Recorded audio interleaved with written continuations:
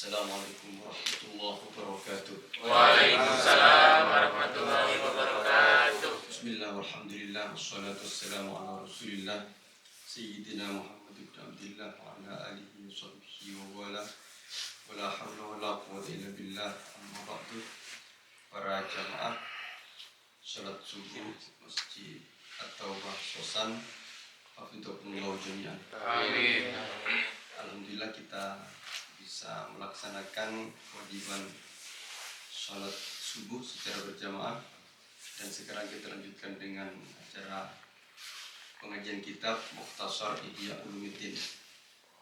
Kita lanjutkan karena kemarin banyak yang bertanya tentang cinta ya. Siapa? Pak Farhan dan sautasnya itu. Di dalam kitab ini ada pembahasan khusus tentang cinta itu, dan itu akan kita baca. Mahabbah. Ya. Faslun fi bayani makna al-mahabbati, ini adalah fasal tentang penjelasan makna daripada cinta. Ya. Kalau Mas Farhan belum tahu apa itu cinta, di sini ada definisinya, Mas. Iya. Apa yang dimaksud dengan cinta? Wa huwa ayyami latamu ilaihi liyakuna ladzidan indah. Ini definisi singkatnya begitu. Cinta itu adalah kecenderungan jiwa, kecenderungan tabiat sesuatu kepada sesuatu yang lain, likaunihi ladzidan indahu, karena dia merasa enak, merasa cocok. Ya, merasa cocok. Jadi ada kecenderungan jiwa, ada kecenderungan tabiat kepada sesuatu karena ada kecocokan, ada merasa enak itu lah. Merasa enak. Itu cinta. Kebalikannya cinta apa? Benci. Benci itu apa? Benci pun di sini juga ada definisinya. Wal bughdu didduhu wa huwa nufratut tabai likaunihi ghaira muwafiqin lahu. Kebalikannya, benci itu adalah keengganan jiwa, tabiat terhadap sesuatu karena sesuatu itu tidak cocok kepadanya. Wa kullu ma zatat ladzatuhu kana ablagha fil hubbi. Setiap sesuatu yang kecocokannya bertambah, maka cintanya juga bertambah.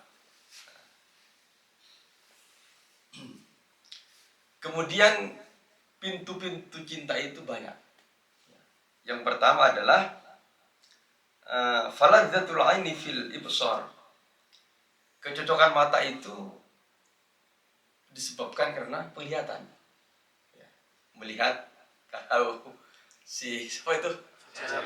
Fajar kan melihat orang Surisia kan. Kalau yang Mas ini orang mana? Vietnam. baru buka tadi sahur. Tadi malam masih malu-malu. Ya gitu. Kemudian uladzatu sam'i fis sama. Ya. Ketertarikan telinga itu karena mendengar. Itu pintu-pintu menuju cinta itu. Waladzatu syammi fil mashmumatit tiba. Fil mashmumatit tayyiba.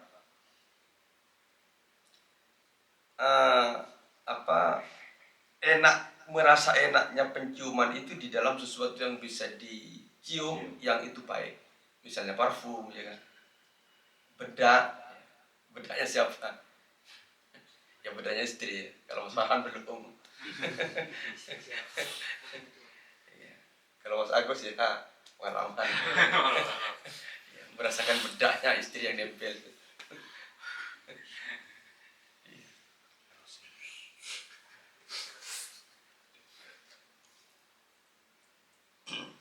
Maka wadzalika kullu wahidin minal hawasi lahu muwafiqun yataladzadu bihi fayuhibbuhu bisababihi. setiap anggota badan ini punya kecocokannya.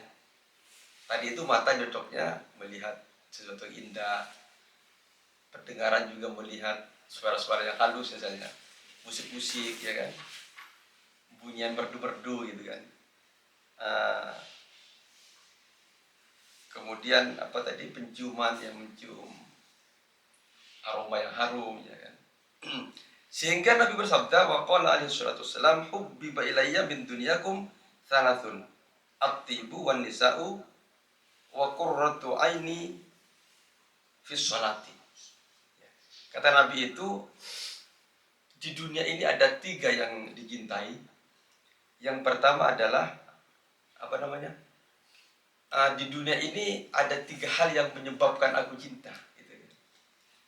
Yang pertama, at-tibu, parfum. Nabi itu sedang parfum. Parfum.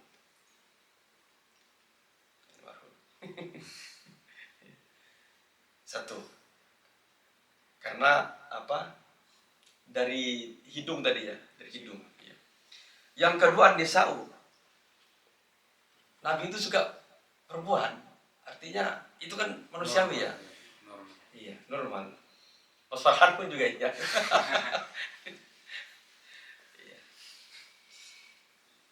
Kemudian wa qurratu aini fi sholati. Ini yang menyebabkan Nabi senang. Nabi itu juga merasa enak hatinya ketika sholat. Kadang-kadang kita hanya mengambil separuh-separuh. Senang perempuan ikut Nabi katanya. Tapi ketika sholat kita kadang-kadang tidak merasakan enak sholat itu ya. Padahal seharusnya itu juga ya kan, lebih ditingkatkan. Kenapa suka orang perempuan? Ya ikut Nabi. Ya betul. Dengan apa namanya, batasan-batasan yang sesuai syariat gitu ya. Nah, itu pengantar Mas ya, pengantarnya. Kemudian ada sesuatu yang lebih akan kita bahas, bayanul asbabi al-muqarribati li hubbillahi ta'ala. Ini akan menjelaskan tentang sebab-sebab yang bisa mendekatkan kita cinta kepada Allah.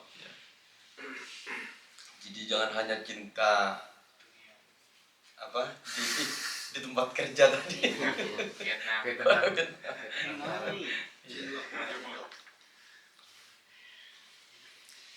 I'lam anna as'adal khalqi fil akhirati aqwahum hubban lillahi ta'ala. Ketahuilah bahwa makhluk yang paling membuat makhluk itu senang, bahagia di akhirat nanti adalah aqwahum hubban lillahi ta'ala. Karena kekuatan cintanya kepada Allah Ta'ala. Itu yang membuat makhluk itu di akhirat berbahagia. Semakin cinta kepada Allah, semakin volume cintanya itu tinggi, kuat kepada Allah, maka juga semakin tinggi kebahagiaannya nanti di akhirat.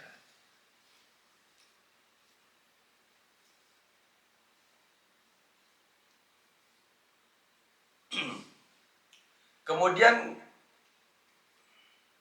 wali ziyadatil hubbi sababani. Untuk menambah kecintaan itu ada 2 hal ya. Cinta kepada Allah itu bisa makin bertambah kuat. Itu ada 2 hal. Yang pertama, khuluwul qalbi amma siwahu. Di hati ini tidak ada lain yang ada kecuali Allah. Jadi hati ini kosong dari sesuatu yang lain kecuali Allah. Hanya Allah yang ada, yang lain kosong. Yang lain itu dihilangkan dari hati. Yang ada dalam hati hanyalah Allah. Jadi hati ini hanya terpaut, hanya ingat kepada Allah. Bagaimana caranya untuk kita sering bergaul dengan orangnya? Nggak apa-apa. Itu kan yang berdialog di fisiknya. Ya.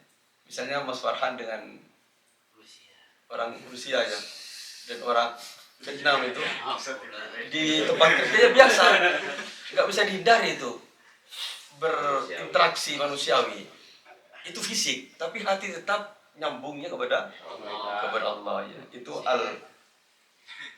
namanya mengosongkan hati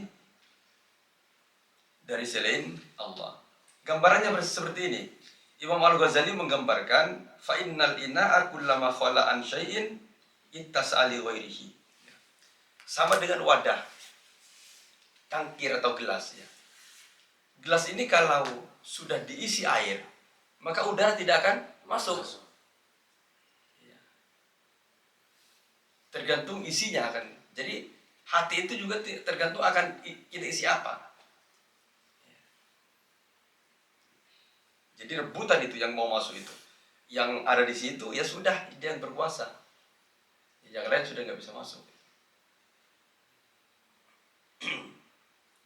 Oleh karena itu, maka dengan berbagai macam upaya kita bagaimana mengisi hati ini dengan Allah.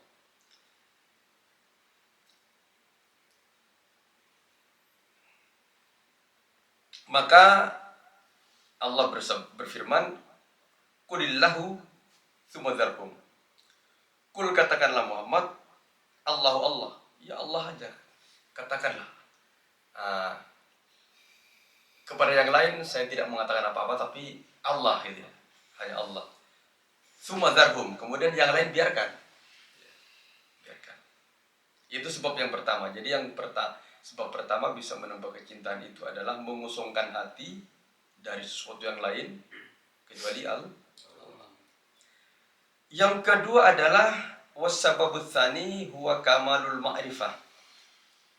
Sebab yang kedua adalah sempurnanya pengetahuan tentang Allah, sempurnanya pengenalan kepada Allah. Ya.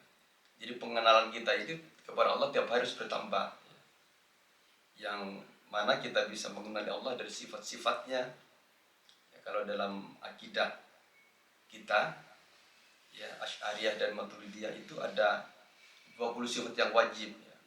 Itu harus kita hayati, maka juga nanti cinta kita akan lebih bertambah kepada Allah. Kemudian yang terakhir ini sudah berapa menit ya Mas?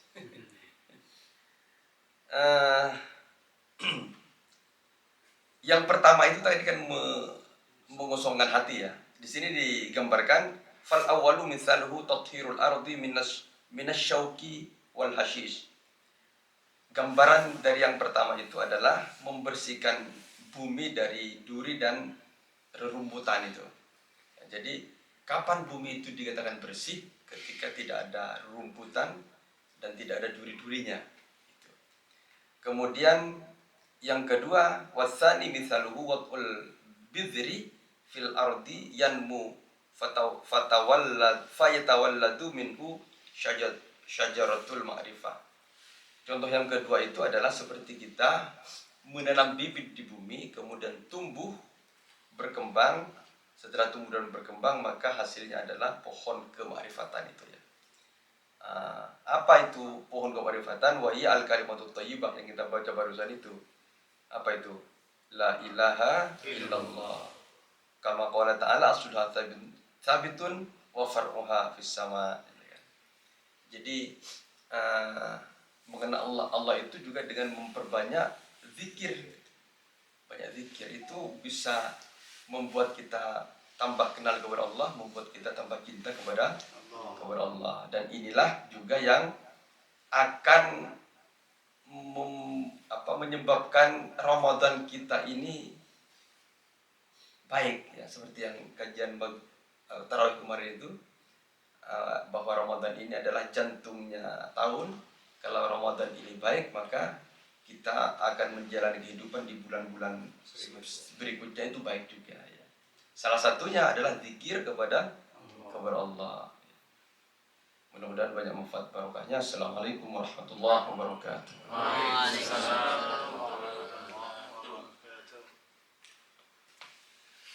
Sesi selanjutnya, sesi tanya jawab, silakan. Ustaz, langsung saja. Ini kan lagi ramai tentang Iran dan Israel. Nah, hukum Syiah ini gimana Ustaz? Karena kan dari Al-Hasil juga katanya Syiah ini sekarang sudah saudara ya. Gimana itu? Iya. Di dunia ini tentang perang ini ya. yang paling berani, satu-satunya mungkin ya, satu-satunya negara yang berani menentang Amerika dan Israel itu hanya Iran. Yang lain nggak ada. Yang lain nggak ada. Hanya Iran yang berani itu. Maka kita doakan mudah-mudahan Iran menang ini. Tentang Syiahnya itu, ya memang dia, Iran itu memang negara Islam yang Syiah ya. Syiah itu artinya bagian ya, bagian sekte pecahan Islam. Jadi mereka ya Islam juga ya, hanya golongannya namanya Syiah. Syiah itu adalah golongan, kalau sejarahnya itu ya, sejarahnya ketika sejarah tahkim Sayyidina Ali itu, Syiah itu adalah orang yang mendukung pemerintahannya Sayyidina Ali. Itu kan panjang ceritanya itu. Nah, disitulah awal munculnya fitnah itu. Fitnah itu artinya ujian berat pada orang Islam. Ya Syiahnya ya Syiah ya nggak apa-apa mereka Syiah ya. Tapi kan tetap Islam juga ya. Hanya tidak dalam hal-hal tertentu tidak sama dengan kita. Ya nggak apa-apa. Tapi kita mengacungkan jempol karena keberaniannya itu ya. Jadi negara Islam yang satu-satunya yang berani melawan Amerika dan Israel itu ya. Itu kalau negara-negara Arab yang lain mana? Sekutunya malah. Sekutunya Itu sekutunya malah ya. Gak tahu Indonesia gimana. Second. sama pemerintah. Lagi, silakan. Iya, cinta. Ya orang cinta. Sudah lewat. Ini Ustaz, saya agak ada ganjalan di hati gitu. Kalau seandainya antara zakat yang bertumbuh sama yang nggak bertumbuh. Kalau yang bertumbuh Apa? Zakat. Oh, zakat. Zakat yang bertumbuh contohnya kan kayak unta, kayak sapi, kayak ini tuh kan bertumbuh. Kayak orang jualan juga itu kan bertumbuh. Nah, yang saya pertanyakan itu Pak Ustaz mengenai emas. Emas itu kan kalau wajib itu kan 85 gram emas ya. Baru kena zakat. Nah, ini kan nggak bertumbuh Pak Ustaz. Kan kalau 2,5 terus bertahun lama-lama juga ini kan mencapai 8,5 terus nggak zakat kan Pak Ustaz. Karena udah habis kan. Udah kalau di bawah 85 gram ini kan nggak wajib zakat kan Pak Ustaz. Nggak wajib ya. Nah, wajib. Terus yang jadi pertanyaan juga itu berarti kan dalam artian Islam membatasi orang Muslim nggak boleh dari ini kalau nggak mau zakat kayak gitu. Apa harus 85 gram ini? Enggak, maksudnya terus berkurang kan? Ini kan terus berkurang kalau kita zakatin terus tiap tahun gitu. Berarti kan berkurang nggak wajib. Iya, kalau berkurang kan nggak wajib. Berarti kan dalam artian orang Muslim itu harus segini gitu, nggak boleh lebih kalau nggak mau ini, berarti kalau nggak mau zakat. Terus kalau ini berarti ibaratnya non Muslim itu boleh lebih kayak gitu. Sedangkan orang Islam dibatasi segini gitu, mempunyai emasnya itu gimana? Iya baik. Jadi yang dimaksud nasab nisabnya. Nisab zakat itu 85 itu ukuran minimal ya. Ukuran minimal. Jadi dari 85 dikeluarkan 2,5. Itu minimal ya. Bagaimana kalau punya 100? Ya sama, tetap 2,5. Bagaimana kalau punya 1 kintal? Tetap 2,5 itu ya. 2,5. Itu kan mazinnatul ghina, apa artinya? Tanda itu? Orang kaya, iya. Ukurannya orang kaya, kalau emas itu 8, kalau dia punya 80 emas, 85 disimpan, artinya dia kaya. Ya. Kalau seandainya dia tidak kaya kan emas yang 85 ini dibuat investasi, buat bisnis segala macam, dan itu sudah bukan zaman emas, nanti nggak wajib nanti ya. Atau dipakai misalnya. Ini yang dizakat, emas yang dizakat ini kan yang disimpan yang nggak dipakai. sudah setahun. Ya, dan sudah setahun. Jadi kalau punya emas dipakai, misalnya emasnya 100 gram, lalu dipakai 50 gram, kan tinggal 50 gramnya ini. Atau 30 gram lah kan, tinggal 70 gram, itu masih udah enggak wajib zakat. Dan dalam jangka 1 tahun. Kalau punya emas 1 kilo, baru setengah tahun, setelah setengah tahun itu dijual, diapakan lagi itu kan, maka sudah tidak wajib zakat. Jadi ukuran 2,5 itu berlaku bagi emas yang 85 ke atas ya. Jadi walaupun 200 gram ya tetap 2,5 dari 200 gram itu. Kan beda 2,5-nya 200 gram dan 85 gram. Jadi makin banyak juga dikeluarkan. Dan tiap tahun itu ya. Iya, tiap tahun. Itu kan zakat itu kan begini ya. Kenapa zakat? Supaya kekayaan itu tidak dimonopoli oleh satu orang. Distribusi. Iya. Yang lain juga biar merasakan. Kalau tidak ada zakat kan numpuk masih harta itu di golongan-golongan tertentu ya. Hanya itu saja yang padahal kita kan juga ini kan tidak bisa kaya sendiri itu. Jadi kenapa saya kaya? Ya karena ada orang lain kan begitu ya. Orang lain. Karena ada orang lain. Ada gesekan-gesekan yang Vietnam tadi.